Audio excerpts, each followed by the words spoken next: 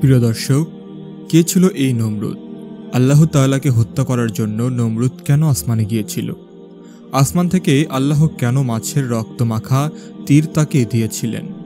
আর আল্লাহর নির্দেশে সেই ল্যাংড়া মশা কিভাবে তার মাথায় ঢুকে গেল? আর নমরুদের শেষ পরিণতি কি হয়েছিল? জানতে হলে ভিডিওটি শেষ পর্যন্ত দেখতে থাকুন। একদা আল্লাহ রাব্বুল আলামিন হযরত ইব্রাহিম আলাইহিসসালামকে নির্দেশ দিয়েছিলেন, হে ইব্রাহিম, তুমি যাও, গিয়ে নমরুদকে দ্বীনের প্রতি আহ্বান করো। আল্লাহ রাব্বুল আলামিনের এই নির্দেশ পেয়ে হযরত ইব্রাহিম আলাইহিসসালাম নমরুদের সাথে সাক্ষাৎ করে বললেন, হে নমরুদ, তুমি এক নিরাকার সর্বশক্তিমান আল্লাহ তাআলার প্রতি ঈমান আনো এবং পাঠ করো, আল্লাহ ছাড়া কোনো মাবুদ নেই।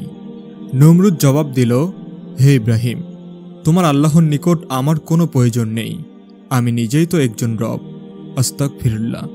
আমি অল্প দিনের মধ্যেই তোমার রবের প্রাণ সংহার করে তার রাজ্য কেড়ে নেব, নাউজুবিল্লাহ। হযরত ইব্রাহিম আলাইহিসসালাম বললেন, ওহে কাফের, তুমি আমার রবকে কোথায় খুঁজে পাবে? নমরুদ বলল, সেই ব্যবস্থা আমি করে নিব, যত সময় তা দেখতে পাবে। এরপর নমরুদ চিন্তা করতে লাগলো আল্লাহ তাআলাকে কিভাবে হত্যা করা যায়। সেই সময় ইবলিশ এসে নমরুদকে পরামর্শ দিল, তুমি বৃহত্ত আকারের 4টি শকুন পালতে থাকো। ইবলিশের পরামর্শ অনুযায়ী নমরুদ বৃহত্ত আকারের 4টি শকুন পালতে লাগলো এবং তাদেরকে যথেষ্ট পরিমাণে মূল্যবান খাদ্য খাইয়ে অনেক মোটাতাজা ও শক্তিশালী করে তুলল। এরপর একদিন 4 পায়ে বিশিষ্ট একটি ছোট চৌকি নির্মাণ করে পায়ের নিচে দিয়ে শকুন 4টিকে সুবিধামতো বেঁধে দিল, আর শকুনের চোখের সামনে উপরের দিকে নাগালের বাইরে বেঁধে দিল 4টি গোস্তের টুকরো। ইতিপূর্বে শকুন 4 দিকে 2টি করে ক্ষুধার্ত রাখা হয়েছিল, তাই ক্ষুধার্ত শকুনগুলো খাবারের জন্য ছটফট করছিল। এই কারণে তারা তাদের উপরে বাঁধা গোস্তগুলো খাওয়ার লোভে উঠতে লাগল। উড্ডয়নের পূর্বে নমরুদ তার তীর ধনুক ও একজন সঙ্গীসহ চৌকির ওপরে আরোহণ করে বসল।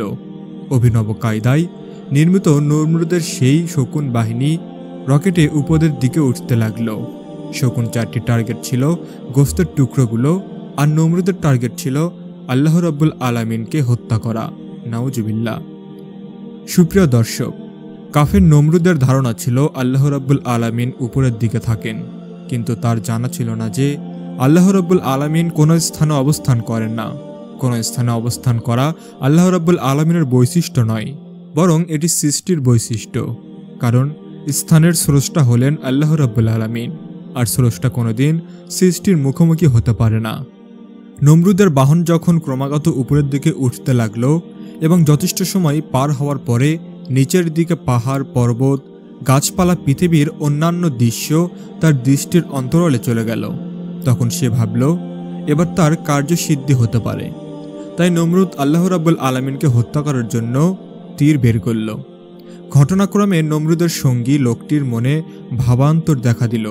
তখন সে নমরুদকে লক্ষ্য করে বলল, জাহাপানা, আপনি কাকে লক্ষ্য করে তীর নিক্ষেপে হত্যা করতে উদ্বিগ্ন হচ্ছেন?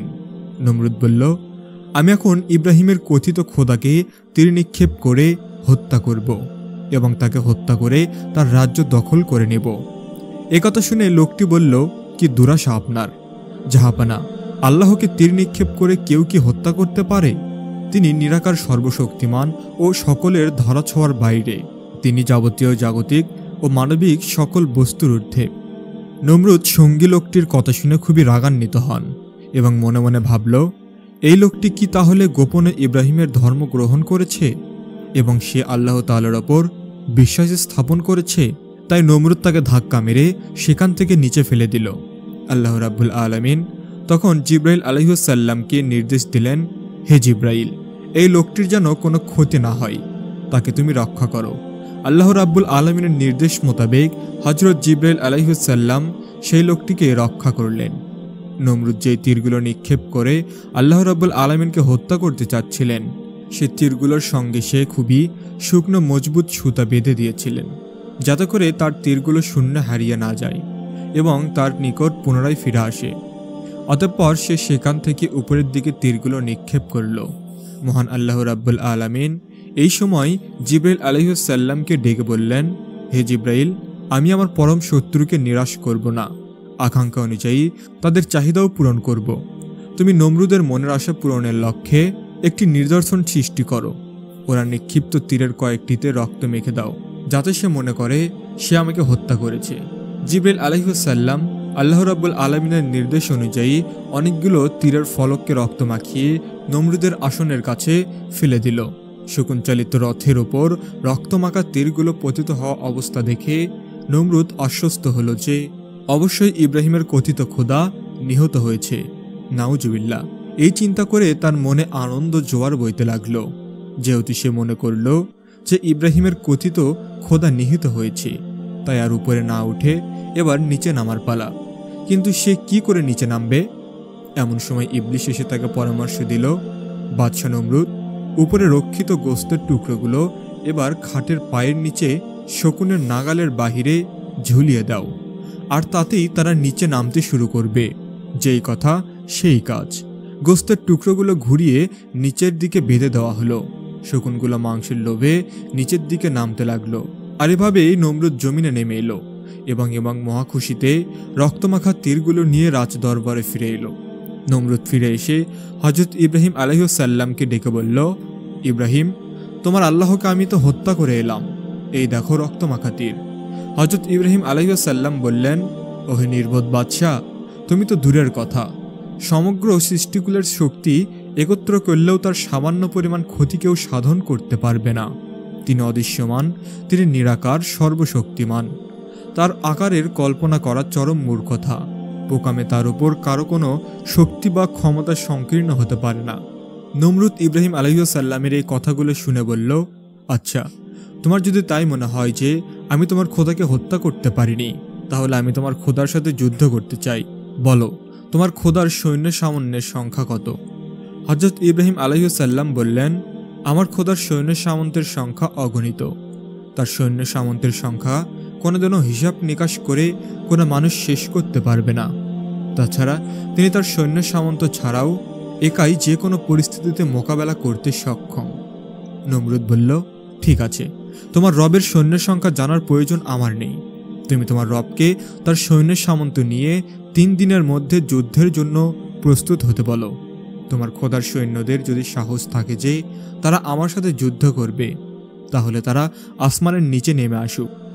তোমার রবের সৈন্য সামন্ত নমরুদের নাম শুনেছে, কিন্তু নমরুদকে তারা এখনো চিনতে পারেনি। তারা জানে না নমরুদের প্রতাপ কত, তার সৈন্য সংখ্যা কত বিশাল এবং তার রণকৌশল কত সুবিন্যস্ত। এই যুদ্ধে তোমার রবের ক্ষমতা চূর্ণ বিচূর্ণ করে দেব। ইব্রাহিম আলাইহিসসালাম নমরুদের এইসব কথা শুনে হেসে দিলেন। হেসে এসে বললেন, হে বোকা, আমার রবের সেনাদের সাথে যদি তোমার যুদ্ধ করার খায়েশ জেগেই থাকে, তবে তাই হোক, তুমি তোমার সৈন্য সামন্ত নিয়ে প্রস্তুত থাকো। নমরুদ উত্তরে বলল, ঠিক আছে, আমি আমার সৈন্য দলকে প্রস্তুত হতে বলছি, তুমি তোমার খোদার সৈন্যদেরকে নিয়ে প্রস্তুত হতে বলো। হযরত ইব্রাহিম আলাইহিসসালাম বললেন, আল্লাহর সৈনিকরা সবসময় প্রস্তুত হয়েই থাকে, শুধু হুকুমের অপেক্ষা মাত্র। সুপ্রিয় দর্শক, আমরা এতক্ষণ পর্যন্ত যেই ঘটনাটি উল্লেখ করলাম তা বর্ণনার কিছু পার্থক্য সহ আল কামিল ফি তারিখ নামক কিতাবের প্রথম খণ্ডে সব বিস্তারিতভাবে উল্লেখ করা রয়েছে। ইব্রাহিম আলাইহিসসালামের সাথে উক্ত কথাবার্তার পরেই নমরুদ তার সৈন্যবাহিনীকে খোদার ফৌজের সাথে যুদ্ধ করতে প্রস্তুত হবার নির্দেশ প্রদান করল। সেনা বিভাগে সাজস্যা হয়ে গেল। সব ধরনের যুদ্ধের অস্ত্র নিয়ে সম্ভার প্রস্তুত করতে লেগে গেল। তাছাড়া নমরুদ অধীনস্থ মিত্র রাজ্যসমূহের রাজাদেরও করার নির্দেশ দিলেন যে তারা নিজ নিজ সৈন্য সামন্ত নিয়ে রাভেল অভিমুখে অবলম্বন যাত্রা শুরু করবে। তাদের জানিয়ে দেওয়া হলো, এক প্রবল বিক্ষোভ সৈন্য দলের সাথে গুরুতর যুদ্ধে লিপ্ত হবে। নির্দেশ মোতাবেক অনুগত রাজাগণ তাদের বাহিনী যত সৈন্য সামন্ত ছিল সব নিয়ে রাভেল এসে উপস্থিত হলেন। এই অবস্থা প্রত্যক্ষ করে হযরত ইব্রাহিম আলাইহিসসালাম আল্লাহ তাআলার দরবারে ফরিয়াদ করলেন, হে আল্লাহ, আপনি অবশ্যই সব কিছু দেখছেন, কোনো কিছুই আপনার অগোচর নেই। বাদশাহ নমরুদের সদাহৃত সীমা ছড়িয়ে গেছে। অহংকারে সে ধরাকে সারা জ্ঞান করছে। তার ধর্প যদি চূর্ণ না করা হয় এবং তার উপযুক্ত শাস্তির ব্যবস্থা যদি না করা হয়, তাহলে সাধারণ লোকজন ব্যাপক বিভ্রান্তির মধ্যে পড়ে বিপদগামী হয়ে যাবে, আর সত্য ধর্মের অনুসারী ও অনুগামী হবে না। তার ব্যাপারে ফয়সালার জন্য আপনার কাছে সবকিছু সুপর্দ করলাম। মহান আল্লাহ তাআলা ইব্রাহিম আলাইহিসসালামের দোয়া কবুল করলেন। আল্লাহ তাআলার নির্দেশে হযরত ইব্রাহিম আলাইহিসসালামকে জানিয়ে দিলেন, হে আল্লাহর নবী, আপনার চিন্তার কোনো কারণ নেই। নমরুদের চ্যালেঞ্জের মুখে আল্লাহ তাআলা আপনাকে লাঞ্ছিত করবে না। অতি শীঘ্রই আল্লাহ তাআলা পাপিষ্ঠ নমরুদকে চরম শাস্তি প্রদান করবেন। সৈন্য সামন্তের আড়ালে তার যে অহমিকা সৃষ্টি হয়েছে তাও চিরতরে ধ্বংসপ্রাপ্ত হয়ে যাবে। বিজয় সুনিশ্চিত আপনারই। এই কথা শুনে হযরত ইব্রাহিম আলাইহিসসালাম চিন্তামুক্ত হয়ে আল্লাহ তাআলার দরবারে শুকরিয়া জ্ঞাপন করলেন। কথিত আছে, নমরুদ হাজারো লাখো সৈন্য সমাবেশ করে এবং তাদের তাঁবু কাটাতে 100 থেকে 100 পুরুষ পরিমাণ জায়গা প্রয়োজন হয়। নবীগণ কেউ কারো ধ্বংস কামনা করে না। নমরুদের যুদ্ধের প্রস্তুতি, সৈন্য সামন্ত সমবেত করা এবং সার্বিক প্রস্তুতি গ্রহণ করার পরেও হযরত ইব্রাহিম আলাইহিসসালাম শেষবারের মতো আরও একবার তাকে বললেন, হে নমরুদ, তুমি কার বিরুদ্ধে যুদ্ধ করতে চাচ্ছ তা কি ভেবে দেখেছ? যিনি আমাদের রিজিক দাতা, যিনি সার্বভৌম ক্ষমতার মালিক, যার ক্ষমতা এত অসীম ও প্রবল, যিনি ইচ্ছে করলে তিনি যে কোনো মুহূর্তে প্রস্তুতি গ্রহণ ছাড়াই চোখের পলকে সারা জাহান ধ্বংস করে দিতে পারে। তার বিরুদ্ধে এত জাঁকজমকের সাথে যুদ্ধে লিপ্ত হওয়া তোমার ধ্বংস অনিবার্য। এটি মহান নির্বুদ্ধিতার কাজ। শেষবারের মতো আল্লাহ রাব্বুল আলামিনের ওপর বিশ্বাস স্থাপন করার জন্য আহ্বান জানাচ্ছি। বাদশাহ নমরুদ ইব্রাহিম আলাইহিসসালামের কথা শুনে বলল, ইব্রাহিম, আমার এই সামান্য প্রস্তুতি দেখেই ঘাবড়িয়ে গিয়েছ, আর তুমি এসব কথা বলছো আমাকে? আমি তোমাকে পূর্বেই বলেছি, বহুবার বলেছি, এখনো বলছি, তুমি আর কখনো আমাকে তোমার সেই পরিকল্পিত রবের মিথ্যা শক্তির ভীতি প্রদর্শন করবে না। আমি নমরুদ, আমি ভয় পাওয়ার পাত্র নই। সে কি তোমার জানা নেই? তোমার এসব কথা শুনে যুদ্ধ থেকে বিরত থাকব তা কখনো নয়। আমি অবশ্যই যুদ্ধ করব। আমি তোমার রবের ক্ষমতা দেখে নেব। অতঃপর যাও, তুমি তোমার রবের সৈন্য সামন্ত নিয়ে প্রস্তুত হয়ে আমার সাথে যুদ্ধ করার জন্য আসতে বলো। নমরুদের কথাবার্তা শুনে হযরত ইব্রাহিম আলাইহিসসালাম মনে খুবই ব্যথা পেলেন, কারণ তিনি বুঝতে পারছিলেন নমরুদ শুধু নিজেই ধ্বংসপ্রাপ্ত হবে না, আল্লাহ তাআলার গজবে পতিত হয় লক্ষ লক্ষ সৈন্য সামন্ত সবাই ধ্বংসপ্রাপ্ত হয়ে যাবে।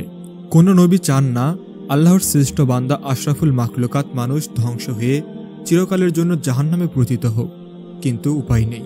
তাই তিনি ব্যতীত চিত্রে আল্লাহ তাআলার দরবারে ফরিয়াদ করলেন, মাবুদ, আমি নমরুদকে সঠিক পথে আনার জন্য চেষ্টা কোনো ত্রুটি রাখিনি, কিন্তু আমি যতই চেষ্টা করি না কেন সে তোমাকে দুর্বল মনে করে, নিজেকে সার্বিক শক্তির অধিকারী মনে করে। এখন আর শাস্তির বিধান না করে বিকল্প আর কোনো রাস্তা নেই। সঙ্গে সঙ্গে আল্লাহ তাআলার তরফ থেকে ওহীর মাধ্যমে জিজ্ঞাসা করা হলো, হে আমার খলিলুল্লাহ, তুমি বলো নমরুদের বিরুদ্ধে আমি কোন ধরনের সৈন্য পাঠিয়ে দেব? হযরত ইব্রাহিম আলাইহিসসালাম আরজ করলেন, হে আমার মাবুদ, নমরুদ যতই বড়াই করুক না কেন তোমার একটি গজবে তার সব কিছু ধ্বংস হবে। সুতরাং আমি কামনা করছি যে তাকে একটি ক্ষুদ্র শক্তি দিয়ে চরম শিক্ষা দাও। পার্থিব শক্তি যতই প্রবল হোক না কেন মহান মালিকের সামান্য ক্ষুদ্রাতি ক্ষুদ্র শক্তির নিকট অসীম শক্তিগুলো অসহায়। সেই কারণে আমার ইচ্ছে আপনি নমরুদ ও তার সৈন্য সন্তানদেরকে ক্ষুদ্র ক্ষুদ্র মশা দ্বারা ধ্বংস করে দিন। আল্লাহ রাব্বুল আলামিন হযরত ইব্রাহিম আলাইহিসসালামের ফরিয়াদের অনুসারে এই পদ্ধতিতেই নমরুদের অনিবার্য ধ্বংস কার্য করলেন। ঠিক তার 3 দিন পরে নমরুদ তার বিশাল সৈন্য সামন্ত নিয়ে আল্লাহ রাব্বুল আলামিনের সাথে যুদ্ধ করার জন্য মাঠে প্রস্তুত হয়ে গেল। তারা অনেকক্ষণ যাবৎ আল্লাহ তাআলার সৈন্যদের জন্য অপেক্ষা করতে লাগলো, কিন্তু যখন তারা দেখল মহান রবের সৈন্যরা কিছুতেই আসছে না, তখন নমরুদ ইব্রাহিমকে জিজ্ঞাসা করল, ইব্রাহিম, আমার সৈন্যবাহিনী তো আগেই প্রস্তুত হয়ে আছে, তোমার খোদার সৈনিক বাহিনী কোথায়? ইব্রাহিম আলাইহিসসালাম বললেন, একটু অপেক্ষা করো, আমার রবের সৈনিকরা কিছুক্ষণের মাঝেই উপস্থিত হয়ে যাবে। তাফসির ইবনে কাসিরে উল্লেখিত রয়েছে, নমরুদ এক বিরাট সৈন্যবাহিনী নিয়ে সূর্যোদয়ের সময় যুদ্ধক্ষেত্রে উপস্থিত হয়। এই সময় আল্লাহ রাব্বুল আলামিন মশাদেরকে আদেশ দেন, হে মশাদল, আজ তোমাদের জন্য আমি উত্তম খাবারের ব্যবস্থা করেছি। তোমরা আজ নমরুদের সৈনিকদের গোস্ত ভক্ষণ করে তোমাদের উদার ভর্তি করে নাও। আল্লাহ রাব্বুল আলামিনের নির্দেশ পেয়ে পূর্ব দিগন্ত থেকে মশাগুলি ঝাঁকে ঝাঁকে ছুটে আসতে লাগলো। এই দৃশ্য দেখে হযরত ইব্রাহিম আলাইহিসসালাম আকাশের দিকে তাকিয়ে বললেন, ওই যে দেখো, আমার রবের সৈন্যের সামন্ত আসছে। তখন নমরুদ তার সৈন্যের সামন্তর আকাশের দিকে তাকিয়ে দেখতে পেল এক বিরাট ঘন কৃষ্ণবর্ণ মেঘ সারা আকাশ ছেয়ে ফেলেছে। তারা মনে করল এখনই হয়তো মুষলধারে বৃষ্টিপাত আরম্ভ হবে, কিন্তু কিছুক্ষণের মধ্যেই তাদের সেই ধারণা ভুল প্রমাণিত হলো। মোশারা যতই নমরুদের সেনাবাহিনীর নিকট হতে লাগলো, মোশাদের গুনগুন আওয়াজ তাদের কর্ণগোচর হতে লাগলো। এই আওয়াজ শুনে নমরুদ তার সৈন্যবাহিনীকে নির্দেশ দিল, তোমরা যুদ্ধের ঢাক ঢোল বাজাতে থাকো এবং সকলে অস্ত্রশস্ত্র নিয়ে যুদ্ধের জন্য তৈরি হয়ে যাও। ইব্রাহিমের খোদার সৈনিকরা সম্ভবত নিকটবর্তী হয়েছে, তাই আমরা এই আওয়াজ পাচ্ছি। তারা রণক্ষেত্রে উপস্থিত হওয়া মাত্রই কোনো নির্দেশের অপেক্ষা না করে তাদের উপর এমনভাবে ঝাঁপিয়ে পড়বে যেন একটি সৈন্য জীবিত অবস্থায় ফিরে যেতে না পারে। রণপ্রস্তুত সম্পূর্ণ হলো। খোদার সৈন্যবাহিনী মশাকুল ঊর্ধ্ব আকাশে থাকতেই এমন এক গুনগুন আওয়াজ শুরু হলো, যেই লক্ষ কোটি মশা সম্মিলিত গুনগুন আওয়াজে হৃদয় কাঁপানো ভীতিকর এক পরিবেশ সৃষ্টি হলো। আওয়াজে নমরুদের সেনাবাহিনীর যুদ্ধের বাজনা তুলিয়ে গেল। এখন কেবলমাত্র এক পক্ষের আওয়াজের কর্ণগোচর হতে লাগল, তা হলো মশার গুনগুন বিকট আওয়াজ। প্রত্যেকটি মশা প্রত্যেকটি সৈনিকের উপর পড়তে লাগলো। তাদের মাথা, দেহ, কান, চোখ, মুখমণ্ডল, হাত পা সর্বস্থানে হুল ফুটাতে লাগলো। একজন সৈনিকের দেহে কত শত শত মশা কামড়াতে লাগলো তার কোনো হিসাব নেই। মশারা সব স্থানে এমনভাবে ধ্বংস সৃষ্টিতে লিপ্ত হলো, সৈন্যরা হাতের অস্ত্র ফেলে দিয়ে মশা তাড়াতে দেহ চুলকাতে ব্যস্ত হয়ে পড়ল। যুদ্ধ আর করবে কি? এই মশাগুলো শুধুমাত্র শরীরের উপর কামড়াচ্ছিল তা নয়, বরং নাকের ছিদ্র দিয়ে মস্তিষ্কে প্রবেশ করতে লাগলো। এরা কোনো জাগতিক মশা নয়, এরা হচ্ছে খোদার সৈনিক। এরা তো সাধারণ মশার নিয়মের ধারাধারে নাই। এরা মশা রক্ত চুষে খায় না, কিন্তু এই মশাগুলি রক্ত, গোস্ত, এমনকি মগজ পর্যন্ত খেতে লাগলো। বিষের যন্ত্রণায় নমরুদের সৈনিকরা ছটফট করতে লাগলো। তারা ইয়া নাফসি বলে চিৎকার করছিল। তাদের আত্মচিৎকার স্তব্ধ হয়ে আসলো। সকল সৈনিক এমনভাবে প্রাণ হারালো যে তাদের দেহে কলঙ্ক ছাড়া রক্তগোস্ত কিছুই অবশিষ্ট ছিল না। সমগ্র রণক্ষেত্রে পড়ে রইল নমরুদের সৈনিকদের কঙ্কাল। যুদ্ধের ময়দানে ভীষণ বিভীষিকাময় অবস্থা। দর্শনে নমরুদ অত্যন্ত ভীতপরস্ত হয়ে গেল। নিজের জীবন বাঁচানোর জন্য দিক বিদিক জ্ঞানশূন্য অবস্থায় দৌড়াতে দৌড়াতে রাজমহলে এসে পৌঁছালো। মহলে পৌঁছে তার বেগমের কাছে যুদ্ধের বর্ণনা দিয়ে গিয়ে বলল, হে বেগম, কোথায় থেকে যেন অসংখ্য মশার ঝাঁক উড়ে এসে আমার সকল সৈনিকদের রক্তগোস্ত মগজ খেয়ে ফেলেছে। যুদ্ধের ময়দানে সৈনিকদের কঙ্কাল ছাড়া আর কিছুই অবশিষ্ট নেই। কারো শরীরে এক টুকরো গোস্ত পর্যন্ত বাকি নেই। সেই মশাগুলোর ব্যক্তিত্ব অবস্থা দেখে আমি যুদ্ধের ময়দান থেকে পালিয়ে কোনো রকম প্রাণে নিয়ে তোমার কাছে আসলাম। কোথায় এতক্ষণে আমার অবস্থা তাদের মতোই হতো। কথাগুলো বলার সময় নমরুদ থরথর করে কাঁপছিল, আর পিপাসায় তার কণ্ঠ শুকিয়ে গিয়েছিল। মনে হচ্ছিল দম বন্ধ হয়ে আসছে। এমন সময় সেই মুহূর্তে একটি অপেক্ষাকৃত বৃহত্তর আকৃতির মশা উড়ে এসে নমরুদের নাকের ছিদ্র দিয়ে মগজে প্রবেশ করল, আর মগজে প্রবেশ করেই অবিরাং ধ্বংস করতে লাগলো। অসহ্য যন্ত্রণায় পাপিষ্ঠ নমরুদ চিৎকার করতে লাগলো। অবস্থা এমন পর্যায়ে উপনীত হলো যে ভীষণ যন্ত্রণায় এক স্থানে স্থির থাকতে পারছে না। সেই স্থির থাকতে না পেরে ছোটাছুটি ও লাফালাফি দৌড়াদৌড়ি করতে লাগলো, কিন্তু কিছুতেই কাজ হচ্ছিল না। মগজের ভিতরে বসে সেই মশাটি অনবরত ধ্বংস করেই যাচ্ছিল। নমরুদ যন্ত্রণায় অস্থির হয়ে পাগলের মতো ছটফট করছিল। এই অবস্থা থেকে মুক্তি পাওয়ার উপায় খুঁজে না পেয়ে নিজেই নিজের পায়ে জুতা খুলে নিজেই নিজের মাথায় আঘাত করতে শুরু করল। এতে কিছুটা কাজ হলে জুতা পেটা করলেই মশার দংশন থেকে বিরত থাকত। এতে নমরুদ কিছুটা স্বস্তি বোধ করত, কিন্তু যখনই মাথার জুতা আঘাত বন্ধ করল তখনই আবার মশাটি দংশন করতে শুরু করল। তখন বেচারা নমরুদ মাথায় নিজের জুতা দিয়ে পেটাতে শুরু করে। সঙ্গে সঙ্গে মশাটিও দংশন করা থেকে বিরত থাকে। তাই নমরুদ সার্বক্ষণিকভাবে মাথায় জুতা পেটা খাওয়ার জন্য একজন কর্মচারী নিয়োগ করল। তার একমাত্র কাজ হলো বাদশাহ নমরুদকে মাথায় সর্বক্ষণ জুতা পেটা করা। জুতা ব্যতীত অন্য কিছু দ্বারা মাথায় আঘাত করলে দংশন বন্ধ হতো না। জালিম কাফের পাপিষ্ঠ নমরুদের জন্য উপযুক্ত শাস্তি এটাই, মাথায় জুতা পেটা করার জন্য। নিজ অর্থের লোক নিয়োগ করে সার্বক্ষণিক মাথায় জুতার আঘাত করছে। অবিশ্বাসী কাফেরের জন্য এটা একটি জ্বলন্ত উদাহরণ। কতদিন পর্যন্ত নমরুদ এই শাস্তি ভোগ করছে সে ব্যাপারে তাফসিরে বিশারদের বিভিন্ন মত পাওয়া যায়। তাফসিরে ইবনে কাসিরে বর্ণিত রয়েছে, এভাবে সে 400 বছর যন্ত্রণাদায়ক জুতা পেটার শাস্তি ভোগ করেছিল। অন্যান্য তাফসিরে বর্ণনা রয়েছে, নমরুদ এভাবে 40 দিন পর্যন্ত শাস্তি ভোগ করেছিল। এভাবে দীর্ঘদিন পর্যন্ত নমরুদ সেই মশার দংশনের শাস্তি ভোগ করেছিল। ওইদিকে নমরুদের নিয়োজিত কর্মচারীটি তার মাথায় আঘাত করতে করতে অতিষ্ঠ হয়ে উঠছিল। কতইবার আঘাত করা যায়? লোকটির এক মুহূর্তের জন্য বিরত থাকার কোনো উপায় নেই। এক পলক মাত্র জুতার আঘাত বন্ধ করলেই বাচ্চার ডাক চিৎকারের হলস্থল শুরু হয়ে যায়।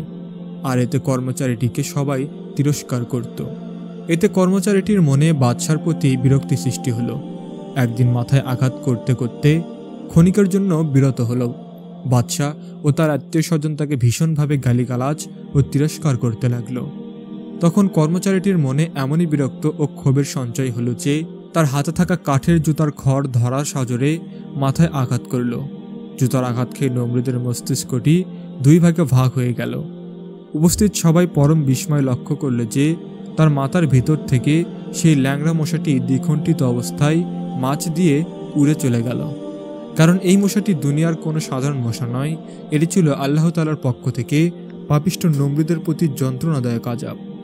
মহান রব শত্রুদের এমন দৃষ্টান্তমূলক শাস্তি দেয়। আল্লাহ তাআলা বিশ্ববাসীকে যাত্রা দিয়েছেন, তোমরা কখনো মহান রবের সঙ্গে দৃষ্টান্ত প্রদর্শন করো না, কেননা তোমরা হলে খুবই দুর্বল। তোমরা মহান রবের প্রতি মুখাপেক্ষী অসহায়। তোমাদের মহান রব সর্বশক্তিমান। প্রিয় দর্শক, আজকের এই ঘটনাটি শুধু একটি গল্প নয়, এটি একটি জীবন্ত শিক্ষা। চলুন আমরা সবাই আমাদের জীবনে এই শিক্ষাটি কাজে লাগাই। আল্লাহ যেন আমাদের আমল করার তৌফিক দান করেন। আমিন।